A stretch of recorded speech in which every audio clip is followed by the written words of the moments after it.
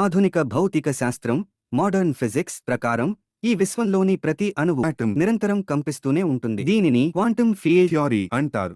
శివుడి ఆనంద తాండవం ఈ నిరంతర కదలికకు ప్రతీక. సృష్టిలోని ప్రతి కణం పుట్టడం, నశించడం అనే ప్రక్రియ శివుడి లయబద్ధమైన నాట్యం లాంటిదేనని శాస్త్రవేత్తలు భావిస్తారు. శివుడు ఒక చేతిలో డమరుకం సృష్టి శబ్దం, మరో చేతిలో అగ్ని వినాశనం పట్టుకుని ఉంటాడు. సైన్స్ ప్రకారం శక్తిని సృష్టించలేము, నాశనం చేయలేము, కేవలం ఒక రూపం నుండి మరో రూపంలోకి మార్చగలము. శివుడి తాండవం కూడా ఇదే చెబుతుంది. ఒకటి అంతమైతేనే ఇంకొకటి మొదలవుతుంది.